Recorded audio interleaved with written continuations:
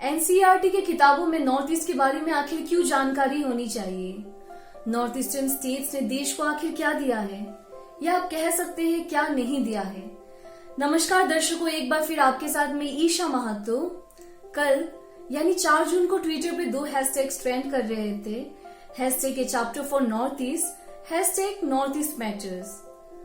ये Twitter storm करने का असल उद्देश्य एनसीईआरटी की किताबों में नॉर्थ ईस्टर्न स्टेट्स से संबंधित दी गई कम जानकारी का विरोध करना था और सरकार से ये अपील करना था कि एनसीईआरटी के किताबों में नॉर्थ ईस्टर्न स्टेट्स के कल्चर, हेरिटेज और जियोग्राफी को जगह मिलनी चाहिए, ताकि लोग मैनलैंड के साथ साथ हमारे 7 सिस्टर्स और 1 ब्रदर को भी जाने और समझें।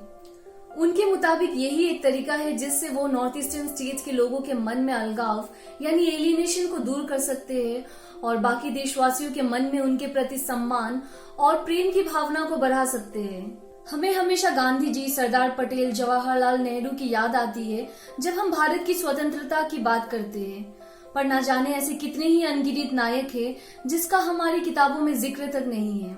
अनेक बलिदानियों की बलिदान हमारी आजादी की बुनियाद है। उनके त्याग और बलिदान की बुनियाद पर ही हमें ये आजादी मिली है। हमें ये बात नहीं भूलनी चाहिए कि ये एक मास स्ट्रगल था जिसमें हमारे नॉर्थ ईस्ट के भाई बहनों ने भी उतनी ही बलिदान दी है जितनी कि बाकी देशवासियों ने, पर इन सब की जानकारी बहुत ही कम दी गई है हमारे इतिहास की किताबों में। स्वतंत्रता सैनिनी जैसे मेघालय के कियांग नामपाओ, जिन्होंने 1857 के विद्रोह में मेघालय में ब्रिटिशर्स का विद्रोह किया था और बाद में ब्रिटिशर्स ने उन्हें लॉमुजियांग में फांसी पर चढ़ा दिया था। भारत सरकार ने 2001 में उनके इस बलिदान को याद करते हुए एक पोस्टेज स्टैम्प जारी करवाए थे, लेकिन क्या कोई जानता है उनके इस बलिदान को? शायद नहीं। मणिपुर की नागा लीडर राणा गाइदिन्ल्याओ ने ब्रिटिश अथॉरिटी के खिलाफ विरोध किया था और सजा के तौर पर उन्हें आजीवन कारावास का दंड मिला था।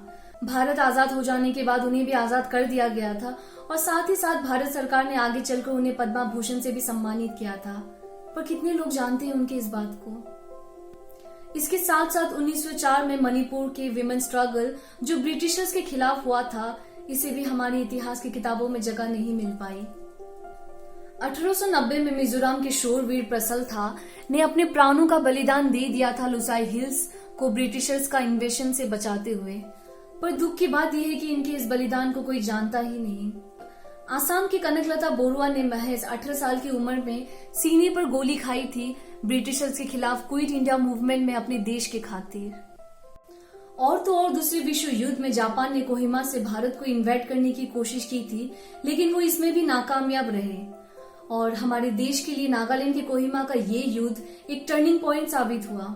ये लड़ाई और उसमें हिस्सा लेने वाले वीरों को देश आज भूल चुका है। हम मुगल्स के बारे में बचपन से सुनते आए हैं, क्या हम ये अनसंग वॉरियर जैसे मतमोर बोरुआ, यू तीरथ सिंह, इनके नाम सुने हैं?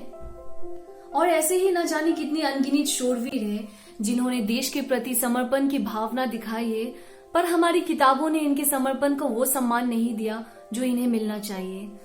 उसकी जगह मुगल्स, ब्रिटिश वाइसरॉयज के इतिहास के बारे में पढ़ाया गया है हमेशा से। मैं हमारी शिक्षा नीति पर सवाल नहीं उठा रही हूँ, पर एनसीईआरटी की किताबों में भारतीय नायकों को ज्यादा तवाज़ुन मिलनी चाहिए। हमारी किताबें प्रो इंडिया होनी चाहिए, जहाँ हमारे पास स्वतंत्रता सैनिकों से प्रेरित होने वाले इतिहास को पढ़ाया जाना चाहिए हमारे स्टूडेंट को। पंजाब के महाराजा रंजीत सिंह, दक्षिण के कृष्णा देव राय के इतिहास के साथ साथ आसाम के अहम राजाओं का भी इतिहास पढ़ाया जाना चाहिए, जिससे हमारे आने वाली पीढ़ी उनसे प्रेरणा ले सके। पहले भी लोग इस बात को लेकर पहल की थी और एनसीईआरटी ने एक सप्लीमेंट्री भी जारी किया था नॉर्थ ईस्ट के बारे में, लेकिन जब तक ये एक मैंडेटरी सब्जेक्ट नहीं होता तब तक लोग हमारे 7 सिस्टर्स और 1 ब्रदर के महत्व को नहीं समझेंगे।